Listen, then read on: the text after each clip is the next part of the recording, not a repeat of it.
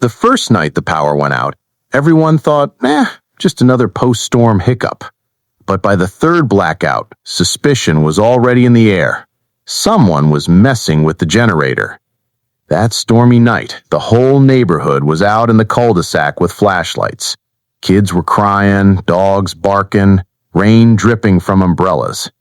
In the distance, the generator coughed once, sputtered like an old smoker, and then went silent.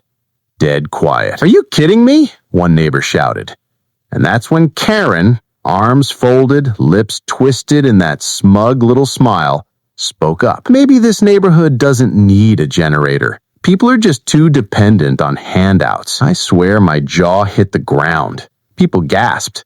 Mrs. Henderson clutched her coat tighter and snapped, "Karen, that generator keeps my husband's insulin cold." Karen just rolled her eyes, like it was no big deal. 2 days later, firefighters showed up. Not for a fire, but because the generator was smoking. The fire chief opened the tank, frowned, and pulled out a gloved hand slick with fuel. Wrong fuel. Dirty. Contaminated. And just like that, every single head turned toward one house, Karen's. The rumors had been swirling for weeks. People said they'd seen her hanging around the HOA shed. She complained in every meeting about wasted money on that generator. But now there was proof. It came from the most unexpected source, a bored teenager across the street. No Wi-Fi, nothing to do, so he'd set up a little camera rig for fun. And on that grainy footage, you could see her, Karen, in the middle of the night, crouched by the shed, pouring liquid. The glint of her gold bracelet gave her away.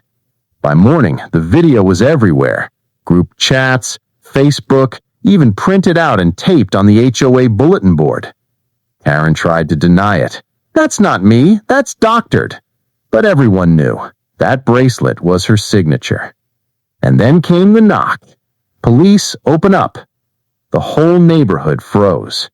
Karen stepped out in her floral robe, chin high, shouting, "Do you people even know who I am?" The officer answered calmly, "Yes, ma'am, and that's exactly why we are here." Click handcuffs.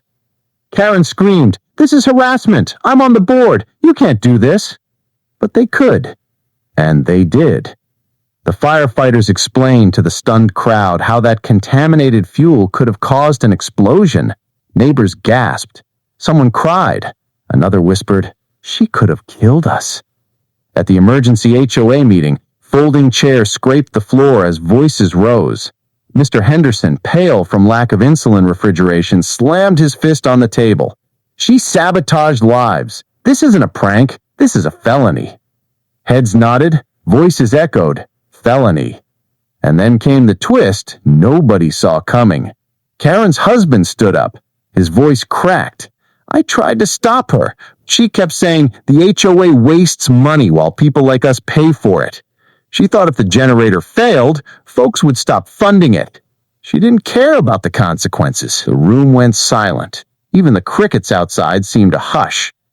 By the time the firefighters filed their report, tampering with safety equipment, reckless endangerment, the DA was already drafting felony charges. Walking home that night, sticky summer air pressing against my skin, my flashlight trembling in my hand, I thought, what if that kid hadn't set up the camera?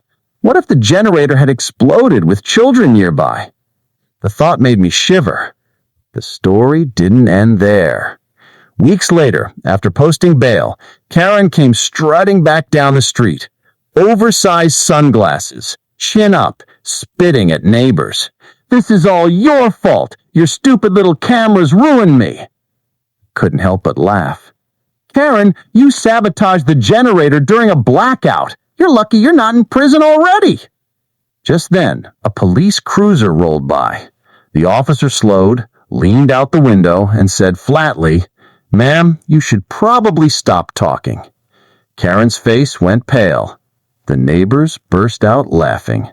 The same woman who once ruled HOA meetings with lectures on order and rules was now branded reckless, dangerous, criminal. And for once, karma wasn't just poetic, it was legal. Because sabotage, it's not petty, it's a felony. And Karen learned that the hard way.